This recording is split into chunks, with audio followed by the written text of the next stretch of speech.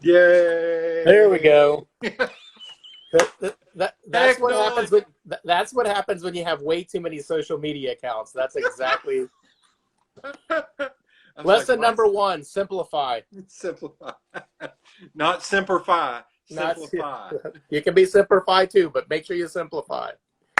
So, so How's it going this morning? good, man. How are you doing? Doing good. It's weird because I'm a late night person. Same here. So the other day, I was talking to somebody at like 1:30. I was like, "Good morning." Wait, it's not morning. It's Yeah, morning for me. It's it's a, not morning for it's not morning for you. Exactly. you. Exactly. But yeah, how about we start out? Tell everybody a little bit about you, or about what you do for a living. Sure. Sure. So I'm a UT grad, engineering degree, and all that. I mean, spent some time in plant management and quality management, and I'm Six Sigma black belt and all kinds of craziness like that. But about 5 years ago, got laid on my heart to go start a consulting business. Had been mentoring businesses for about 12 years up until then, and had a lot of success doing that. And people were like, "Man, you need to go do this full time." And I was like, man, it's different. Mentoring's free. You start charging that. Something about that invoice changes things, right? You know that all too well. Oh yeah.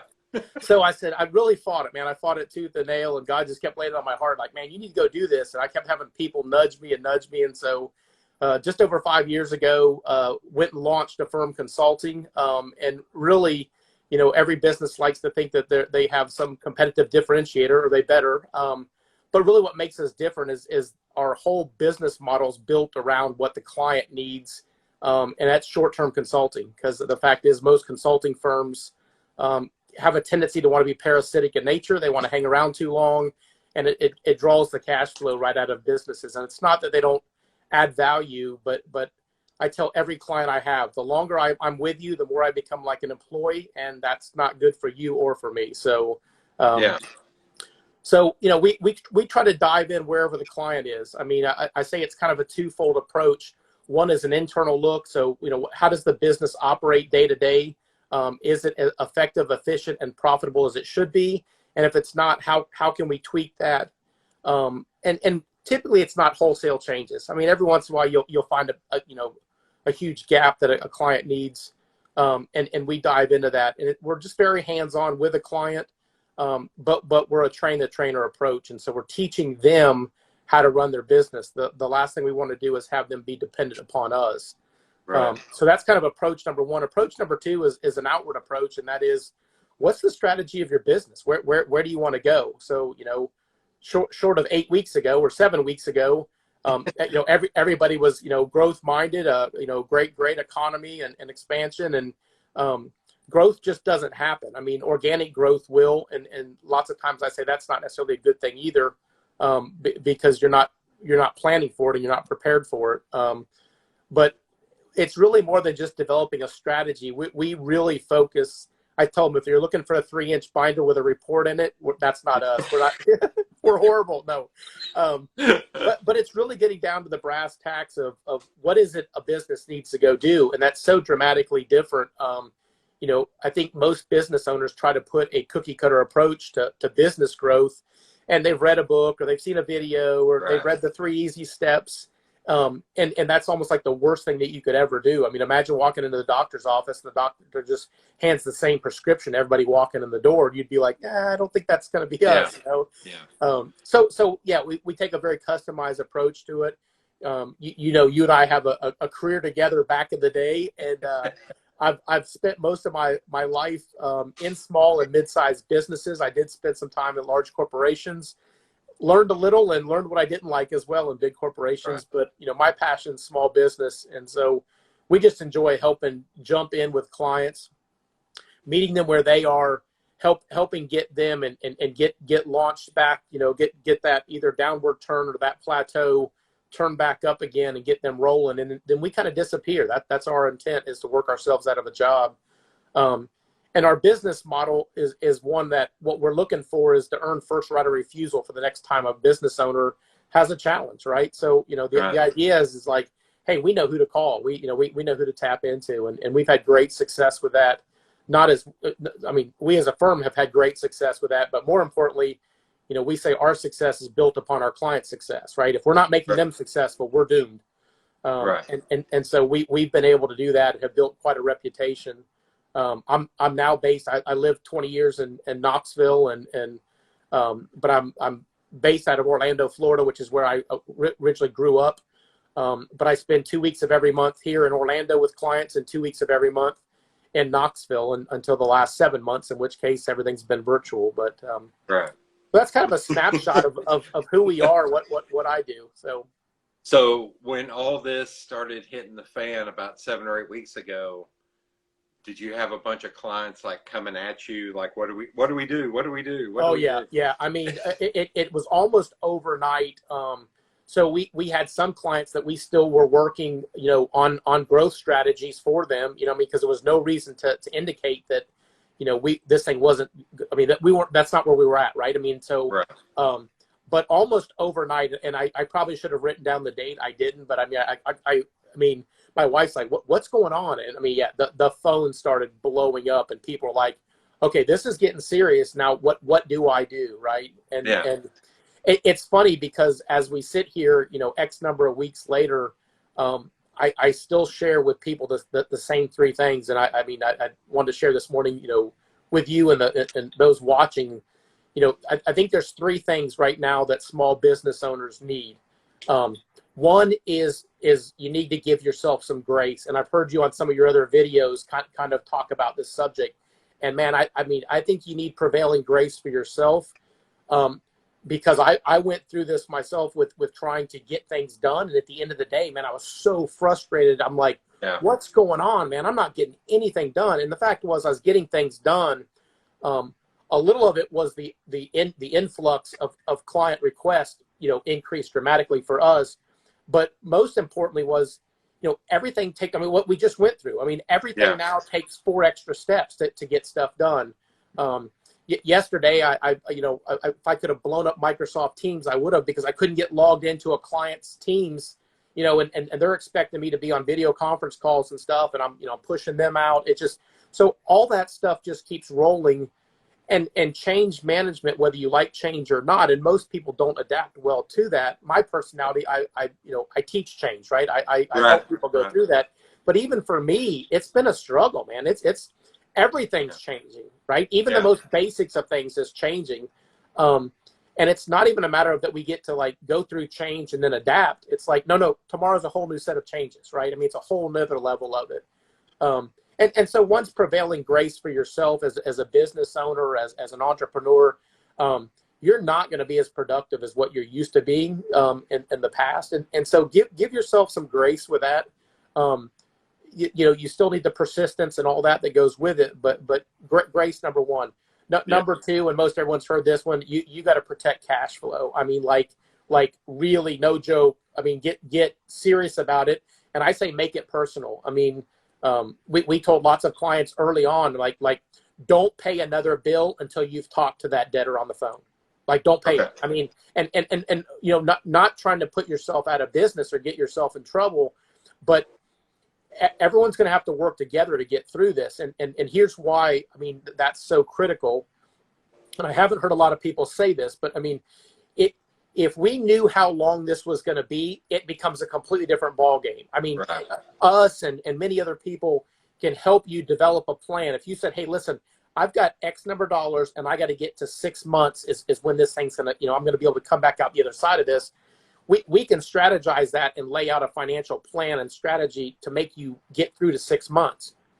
I don't know if this thing's 16 months. And I mean, and what I think people are, I mean, I'm starting to hear more conversation about it, is even after the whole pandemic, the numbers start declining, the new norm's got to set in, and there's going to be so many peaks and valleys of the ripple effect, if you will, economically of this thing. I mean, it may be 3-4 years. I don't know. And I'm not a pessimist. I'm a realist, but I'm very much an optimist too. We're going to have to ride the troughs of this thing as the economic impact begins to happen.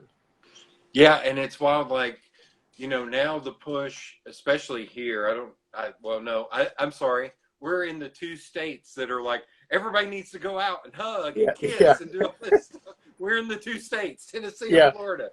who knows how that's going to work out? Like, this is all, I hate to use the term crapshoot, but they're like, no, just go out and, get your hair cut and go bowling and all this stuff. I'm like, but you don't know how that's going to turn out.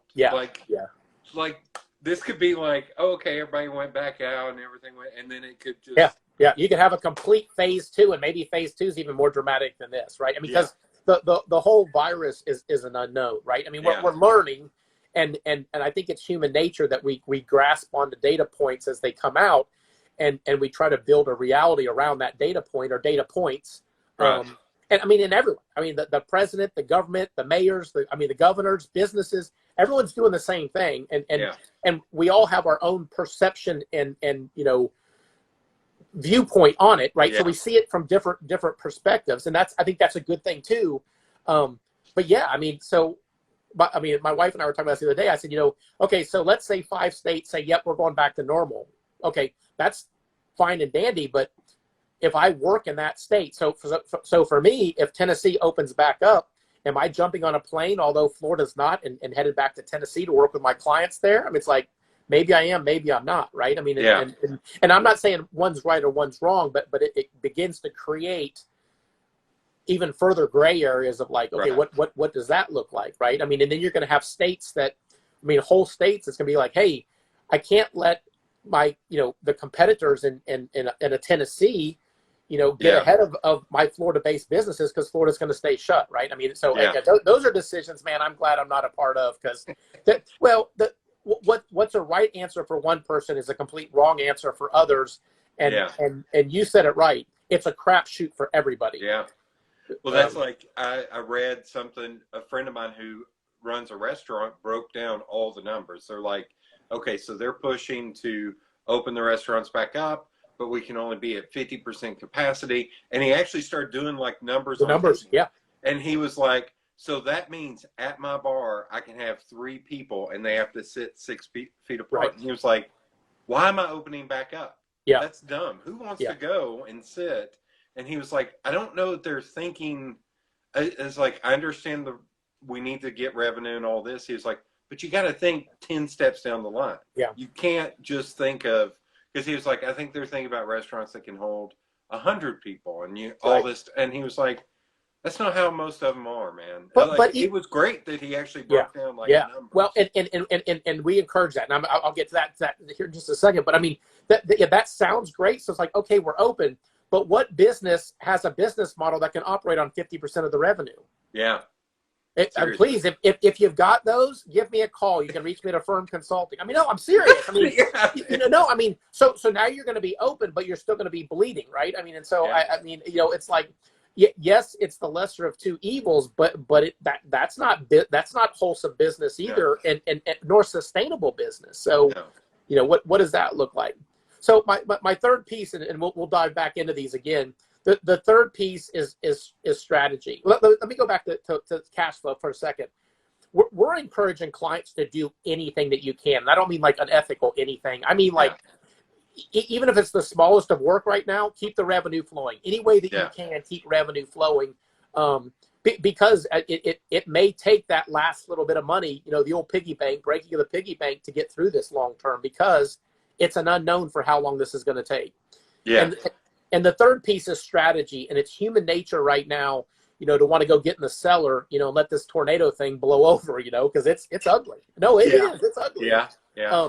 But we're not encouraging clients either to go out and stand in the front yard while this tornado blows over either. But my point is like, you can go in the cellar and hide out and ride this thing out, but take some paper and a pen with you and start thinking about, okay, when I walk back outside and I see what devastation there is, right? I mean, that whole analogy of a tornado or severe storm, and God forbid both you and us have dealt with that here recently with tornadoes, but I'm not making light of the situation. I'm just saying that when you walk back out, you're going to see a completely different norm.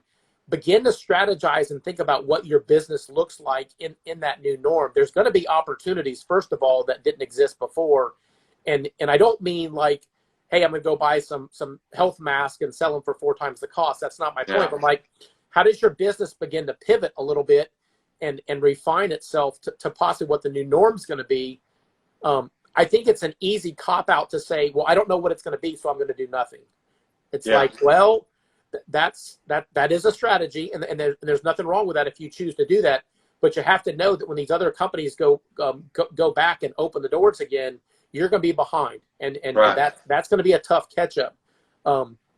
We've told plenty of clients, because of the industries that they're in, there's going to be lots of opportunities, because you have to know that either you or your competitors are not going to make it all through this.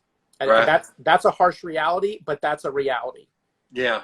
And I think I've been going the opposite end of like looking for people that I think will be struggling, like restaurants. I always go back to restaurants. Yeah. It's like ones that I think that are going to struggle. It's like, and start focusing more on them. I was like, throw more people need to go here, because I know they're going to be barely going to make it, if they make it through this at all. Yeah.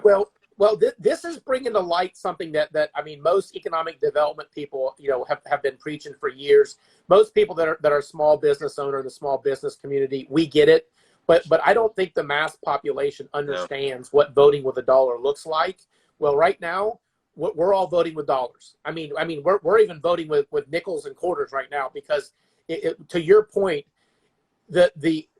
those restaurants, those businesses that you love and that are your staples, you better be spending your money with them right now in some form or fashion, or they're probably not going to be there when we come through this. And if you're one of those people, it's like, oh, no big deal, I'll just move on to the next restaurant, then that's fine. But to those of us, and I know you're one of those because we've had this conversation before. No, I mean, we are. I mean, I mean, it's my wife and I, when we leave the house, we drive sometimes 30 minutes to a restaurant that's not even close to us, because we're going to go order takeout from there because they need it. I mean, and they won't be in business otherwise, and we want them to be in business. And they're good people, it's good food, and it's a good business for that community. So, we're getting to vote with our dollars right now. But what you were saying about, the entrepreneurs, we've been already dealing with this. I'm seeing that in some bigger businesses. I had a friend hit me up last week, and he was like, we have an office that we're spending way too much on. Yeah. And he was like, that we don't need all that. This has taught us that half of our employees can work remotely. Yep. He was like, we need a conference table, and we need a few offices. And he was like, you're somebody who gets out. If you can find a cool building that's being reconstructed or something, please let us know. Because we're spending, and then he told me how much he's paying per month for rent. Yeah. I was like, dude, I'm going to punch you, man. You're spending way too much money. Yeah. And he was like, now I realize that. Yeah.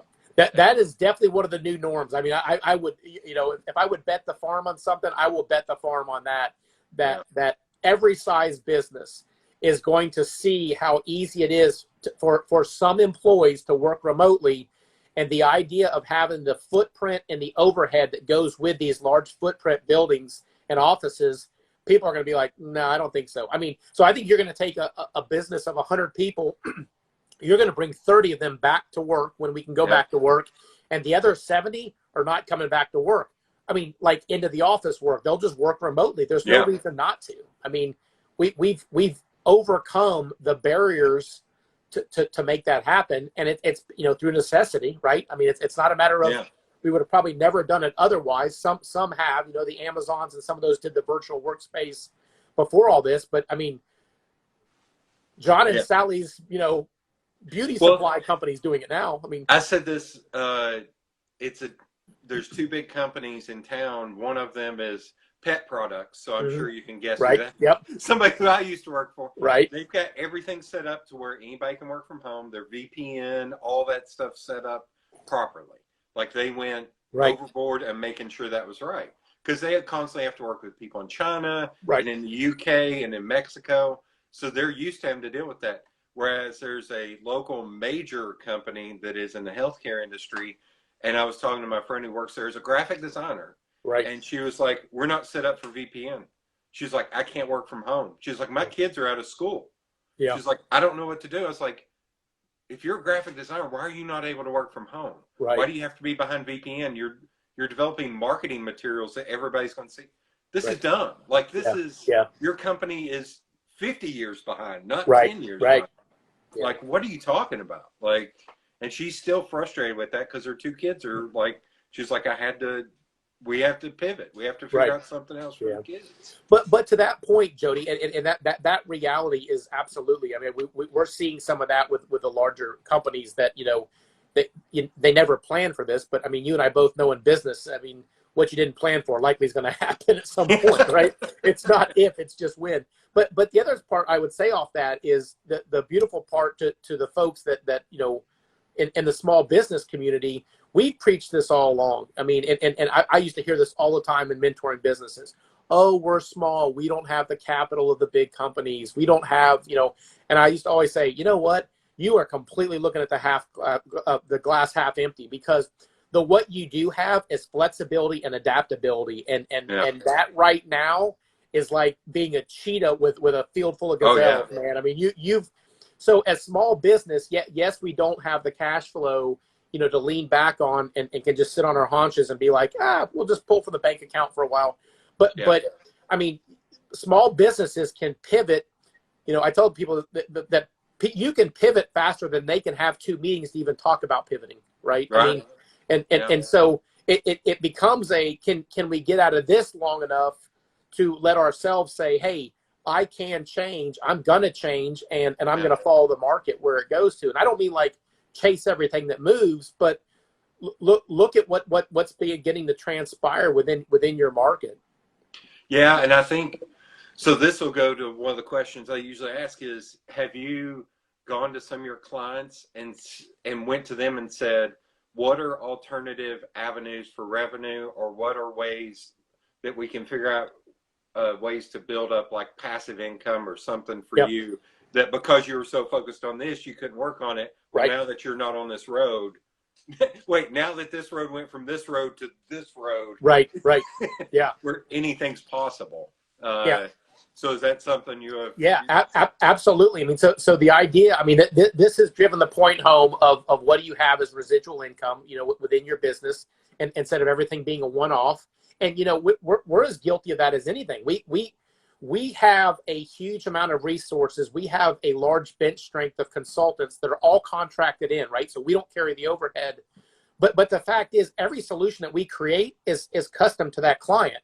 Now, we go back to our library of resources. We don't start from a blank sheet of paper, but we're building one-offs out of a Lego set or a Tonka toy set of pieces to do that. So, but yeah, you've got to begin to look at your business to say, hey, how do we create baseline revenue that we can continue to keep coming in?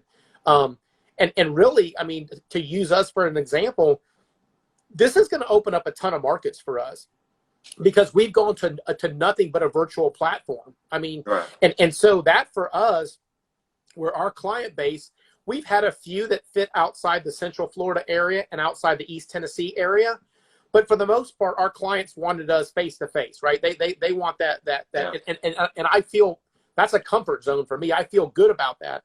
But what we're starting to see with this virtual thing, and I think it's going to change people's mindset of like, hey, I don't need somebody to go stand in my lobby for me to meet with them, right? I can leave from one meeting, go right into a next Zoom meeting or a GoTo meeting or a team meeting, a Microsoft team meting, like that. No commute, no nothing. And so people, I think, are going to see the benefit of that. And so that for us is going to open up new markets, because we're going. I mean, we're already pushing to start doing more virtual consulting and virtual business coaching. Yeah. So, I mean, yeah, it's less. We have to schedule something out in 2 weeks. Let me look at my calendar. We're like, hey, do you got 10 minutes this afternoon? Yeah, we can talk real quick. Yeah, you're right about the flexibility part. And that's a plus and a minus. So for me, I mean, that there are days where I literally click off. I mean, I've even had I've been working off my laptop and switching over into my desktop PC for another call, because they overlap sometimes. So I'll mute myself on one to go ahead and switch over to the other. That's great when you look at the effectiveness of my day.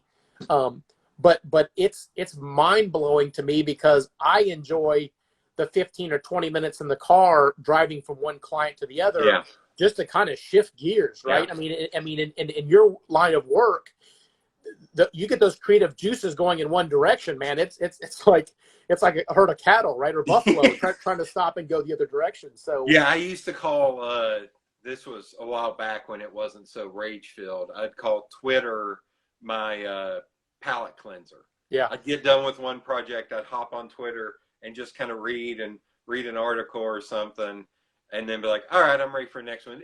2 to 5 minutes. Yeah. But it was something just to, go like pick up my brain out of one category and dump it into another.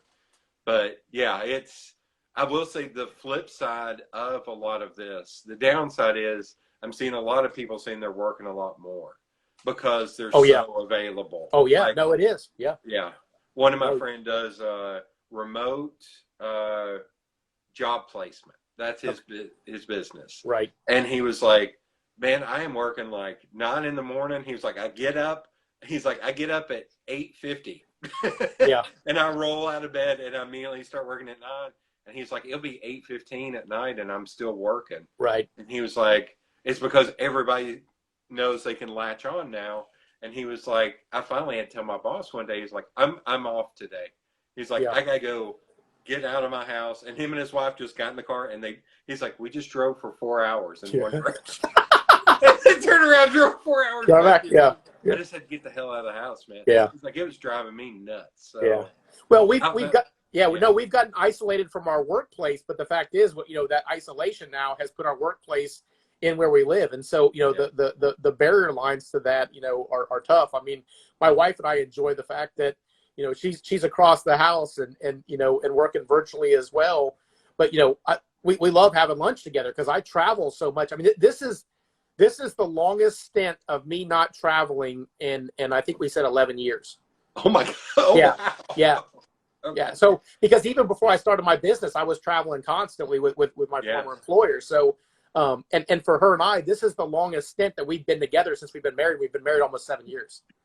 Yeah. Isn't that crazy?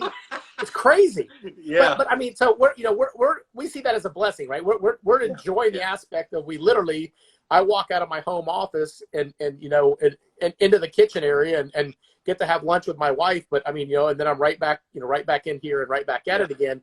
And that convenience is nice. But to your point, what you just said, there's no isolation, right? It's just, it's nonstop. And yeah, we could be having lunch and a client calls on the phone and I'm back in the office again. So yeah, that's one thing I've tried to preach to some people now. They're just now getting into this is like, you got to have a line of demarcation somewhere in your house. Yep. You got to have a place. And I'm like, oops. I don't have kids, so I don't have to, and I've got friends like my friend Elisa, who was just on, she ended up setting up a desk for her daughter in her office because her daughter would just come into her office. She was like, I can't stop her. She's 3, So she set up a desk. She's like, you're going to work next to mommy. And that was a light switch flip. Like, oh yeah, then she's just going to sit there and draw and work. Right.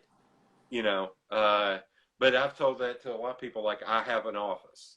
Like I come into my office and I work and then get up and after work go into my living room. Right. That's right. Where the TV is. Yeah. And we're blessed to have that, but I mean, lots of people don't have that. I mean, so when we built the house, we built, a full-blown office into the house. And that's been a blessing for me because it's a space that I can come in and fully submerge myself. But like you said, when I get up at the end of the day, I walk out and I can, it's behind me. And I tell you what, the small things, the small platform things that we did early on have helped a lot. I mean, we use Visita, and I'm not promoting Visita, so don't, that's not where I'm going, but I'm saying we use Visita as far as scheduling goes. And so that looks at my calendar, my universal calendar on my phone everywhere for available slots. And so, if it's not within there, people can't grab the time. Right. And so now pretty much every client I've got or ever had has my mobile number, and we do that, obviously for obvious reasons, and they can reach me anytime. But for the most part, there has to be those lines because otherwise you won't, man. You'll be, yeah. And it's not like you're working 24/7. It's just that you have to be available 24/7 because the inquiries are going to come in. So. Yeah, I've been working to get better at, the anti-version of that statement is when it comes to email, like only answering my email in the morning and in the afternoon. I was like, but the problem in my line of work is I have to send out proofs. So I almost have to leave the email open to send out proofs. Right. But I've been trying to figure out a way to balance that to where maybe it's quit out of email and do it 3 times a day or something like, or just do a folder of proofs to at one point drop them all and send them all out. But you got to figure out what works best. Like you were saying earlier, you got to figure out what works best for you. And I think this is making a lot of people reassess that. Oh yeah, no, it is. And I mean, your point is one of the things that we teach clients. I mean, especially business owners themselves, is beginning to isolate your calendar and block sections of your calendar that like are not negotiable. I mean, so, because what happens with business owners, I mean, and you know this all too well, everything's a priority A, right? I mean, and so, and so then you end up with this list of priority A's that like, even if I had 3 straight days, I couldn't get them all done. Yeah. And then what you start doing is start trying to multitask, and then you find you're not being as effective as what you need to be, and you end up in this crazy spiral. It's like, man, I just want to get off the carousel. Yeah. But yeah, you got to begin to block to do that, and you can go too far that direction, right? I mean, you can go. You said if you've got a bunch of clients that you've got proofs out to, and you're like, next time I'll check my emails tomorrow morning. It's like, I don't know that I would encourage that, right? You may not have those clients for long, but. So yeah, I mean, but the idea is figuring out that functionality. What works best for you. Yeah. But we're real big into customer service. We teach our clients that it's about serving others, because if you're not serving others, you're not going to be in business very long. That's the reality of it.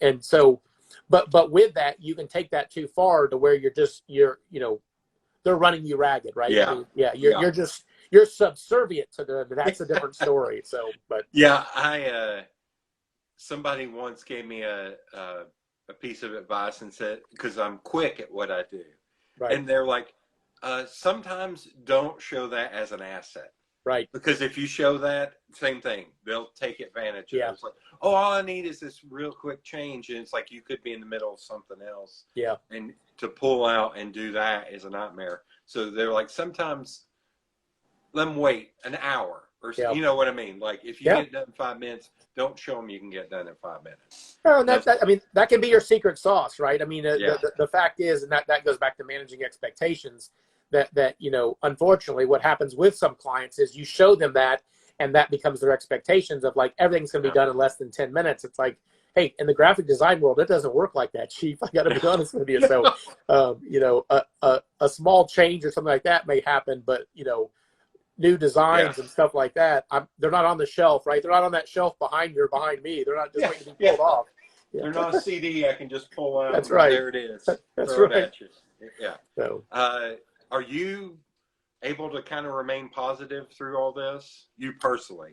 Yeah, I mean, we really have been. I mean, it's we take it dead serious. Florida's got high numbers. The numbers are really not that high where we are in Central Florida. I mean, it's predominantly South Florida that's been really hit hard by this. It's scary because it's scary from the sense of there's no solution yet, right? I mean, and that's it's hard for us to get our heads around, I think, because we are a society of, you just go buy it at the grocery store, right? Every solution you need is on Amazon or your grocery store or whatever. I mean, and this doesn't have a solution yet. And so, I mean, that in of itself, it just does not compute. Yeah. The flip side of it is that I am thankful for is that we're all in this together, man. It's not a race thing. It's not a nationality thing. It's not a demographic thing. It's everybody. I mean, and it has, although it impacts, some people differently depending on age group and health condition and stuff like that.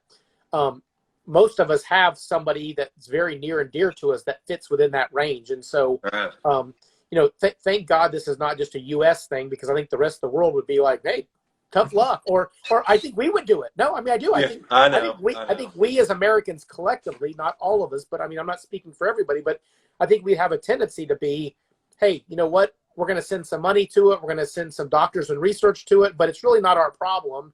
Yeah.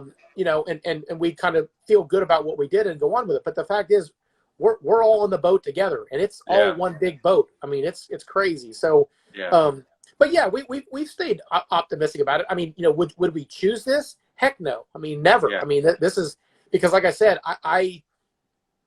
I'm not sure that we've even seen the worst of it, and I'm not talking about the health part of it. I'm talking about the economic part of it. I mean, Yeah. In that I just don't know how long the ripple effect of this is going to go. I mean, for us in Central Florida, I mean, I don't even know if you know this being in Tennessee, but I mean, as of Sunday night, Walt Disney World basically furloughed 77,000 employees. All their employees except for a small handful. And I'm not going to get into whether that's the right thing or wrong thing to do, but that number of employees, that many people at one time, Central Florida obviously is a tourism based and supplemental to that tourism are service based industries. Most of those people, I shouldn't say so. There are some percentage of those people that probably have a nest egg to fall back on and going to weather through that some. But at some point in time, those reserves begin to run out, right? I mean, Right. And I mean, so now you don't have the tourism coming into bringing the new dollars. You don't have the tax base because the tourism's not here. And oh, by the way, all those people that we're putting into the economy as well, because they're just employees, cast members, if you will, of a Disney or a Universal or a SeaWorld. I mean, all those. I mean, that's the big engine that runs Central Florida. All those are closed. I mean, so, that's going to have a lasting impact even once the tourism starts to come back in. And to your point earlier, I mean, they're thinking about this, but how do you run Disney with everybody 6 feet apart? I mean, I mean, how do you run SeaWorld like that or any of the attractions? How many people, like someone in East Tennessee, is going to feel comfortable in going down there and being around all those people? Yeah. Like that insecurity too of I don't want to be around that many people, man. Well, I mean, it's a lot like Las Vegas. I mean, we are by the nature of our industries that thrives in Central Florida for the most part. There's definitely some other industries here, but I mean, tourism is kind of the heartbeat of Central Florida. We're a petri dish. I mean, and I mean that respectfully, because we welcome people from all over the world. I mean, people always ask me, what's it like to grow up in Orlando? What's it like to live in Orlando? And it's great, but the other side of it is it's dangerous to drive on the roads. The reason why I say that is because you have people, a large percentage of people are not from the state, but there's another percentage of people that are from this country. They're on the wrong side of the road. And they're not going to miss Disney. So, if they're in the left-hand lane and that's the right-hand turn they need to make, they unfortunately head out across 3 lanes of traffic like they're driving in Italy, and there's nothing wrong with that. But you can't do that here, and people get in horrific accidents all the time, and deaths occur and stuff like that with people that are not even from here. And so it's just it's part of it, right? No different than Tennessee has the Knoxville area has the Great Smoky Mountains. We've all seen the photographer guy from out of state that wants to get a picture of the black bear from 6 feet away. Good luck. Well, the one thing I'd say about them driving though is now they can probably do that because nobody's on the road. They can I'm just imagining Chevy Chase in Vacation. Just that's right. That's exactly right. I've been watching in the tourism. There's been a lot of video people going up to Pigeon Forge and Gatlinburg and doing drone footage. Drone. I've seen some of I need to look up Disney World because I bet there's a ton for Disney World of just empty park. We saw one actually. I think it was yesterday. We saw one. It was funny because they were cruising down the main street that takes you into Disney, and then you could see the drone just pull up and pull back because Disney controls the airspace. They own the airspace over Disney. So, and I don't know all the legal aspects of that, but I just know that they don't allow that. So, this particular drone, but I'm sure there have been drones that have flown over it. I'm sure it's out there somewhere. So I gotta catch my breath for a minute on that one. Owns the airspace. Well, I mean, it's a restricted space. I mean, typically, if there's so many people there, you wouldn't want that. But I mean, I did the same thing. With Vegas, man. That whole. I mean, it looks like a graveyard. I mean, and it's crazy. I mean, to think of.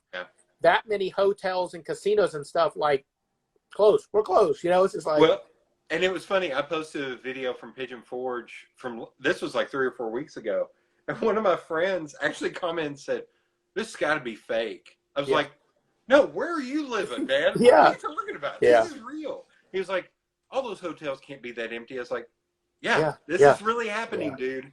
Yeah. Like, what are you talking about?" Yeah.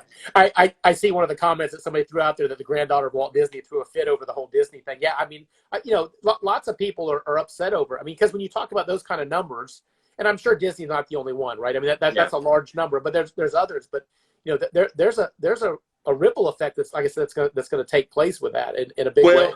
And in that vein, there's been a weird thing that I don't know how to communicate well, but it's almost to like people I know to be like, don't, to the point of the Walt Disney woman, the granddaughter, maybe don't flaunt your ballerness at this point, because there are people hurting, and I'm seeing people here, they're like, we're going out to eat, we're buying all this stuff. It's like, there's a lot of people who can't do that. Right. So the lady at Walt Disney is like, maybe instead of worrying about how this is going to impact you, you got 77,000 people that you should, I don't know. Again, I don't know a good way to communicate. Yeah. That. No, I mean, I think your point's well taken, Jody. And that is, I mean, I would hope that more of us would be more empathetic towards other people, right? I mean, there's lots to be said that our world lacks a lot of empathy. I mean, just in nature. I mean,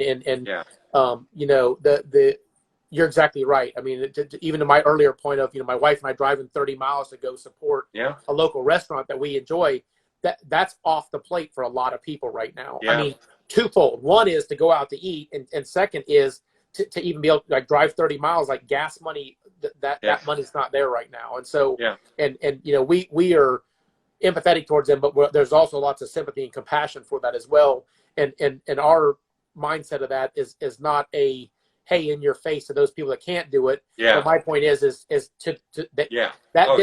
business employs employees as well, and we're trying to keep them alive as well. So and I wasn't thinking about you. I was thinking about others that I've seen of like, God, one guy, he'll never see this, so this is fine. Also, this is fine if he does see this. There's a guy I know that got his stimulus check and went and bought a brand new TV and bought all this stuff. I'm like, holy crap, dude! Like, and he still has a job. He's still working, all this stuff. Whereas on the flip side, one of my friends was like, I don't need this money. Tell me nonprofits to give this to. Right. And I was like, oh, I can help you out there. I was like, this Second Harvest is struggling, not struggling, but they need it right now. Right. They've given out 1 million pounds of food just in the month of April. Just in the month of April. Yeah. Like, that's amazing for them. It's like, that's, holy crap, that's a lot. So, I don't know. Well, I mean, without yelling or being didactic towards I understand your point. I mean, and I mean, to be honest with you, that was going to be kind of my message to leave with, and I'm not ending the call on this, but I mean, if there's anything that any one of us can do right now, it's to serve one another, man. I mean, I'm just telling you, we've had plenty of clients call us that we've had new clients that aren't even clients. I mean, they're not even paying us for our time. And it's not that we're going to get a bunch of pro bono work, but right now, I mean, we're about helping businesses survive. I mean, the fact is, I hope they become clients long term. But right now, man, if we can help a business, and I mean, again, I would even throw it out to your viewers. If we can help you in some form or fashion, get a hold of me, either through Jody or look us up through Affirm Consulting. I'm the founder of the business. It's my company. Get a hold of us. I mean, if we can help you in some way, we're going to do that, because the fact is, at every different level right now, it's going to take all of us to get through this. I mean, and I mean that emotionally and from a business sense of things. We're all about, we're in this thing for the long haul, and we're all in it to help small business. And I tell people, if you ever call us, if we can ever call you a client one day, I'll be humbled and honored to do that. Most importantly is, I want to keep you. I know the importance of the small business community to every community, and hey, our job is to serve you in doing that. So, well, okay, so we'll end on a positive. Did you watch the video I sent you? I did. Yeah. Okay. So, had you seen Jackie Brown? Did you know that movie? Yeah, I know of the movie. Yes. Did you know that story about him? No, I did not know that at all. So, for the people watching this, the homework is a video called Best Story Ever, Robert Forster. There's only one E at the end. He's the guy who's in Jackie Brown, and he gives like these great rules in there. He's like, be positive, be willing to, but I thought this fit you perfectly. Yeah, well, I appreciate that. I appreciate you even thinking like that, because that was a great video. But that's exactly right, man. I mean, I'm just telling you, you're going to serve 100 people before you may ever be served. But I assure you, there is great delight in serving other people, and whether it ever comes back around or not is irrelevant to me. But I can tell you, it comes back around. I mean, the blessings are usually a tidal wave. I mean, so but. I'm just telling you, it's been awesome for us. We've been successful financially at Affirm Consulting, but more importantly than that is the success that we've got to share in with our clients and helping them achieve things. Man, you can't put a number in a bank account that matches those things. No. Yeah, good karma points. Yeah. I just did something for somebody, and she's like, "How much should I owe you?" I was like, "You put so much good karma out in the world. This is karma coming knocking." Here you go. Well, all right. And to the point of that video, I mean, the fact is, you never know when it's going to come back around. So if you're waiting for that, with a hand forward and a hand behind you, that hand behind you may stay empty for a while. Just put your hand back in your pocket. It'll come back around. It's all there. And talking about being ready, willing, and able, essentially, to be like, when the opportunities come, be like, all right, I'm here. Let's go. Let's do this. Like, that was great. But all right, thank you for doing this. Absolutely, man. Enjoy the time, Jody. Take care of yourself. And again, if we can help you, let me know, buddy. Okay, thanks. Take care, man. See you, man. See ya.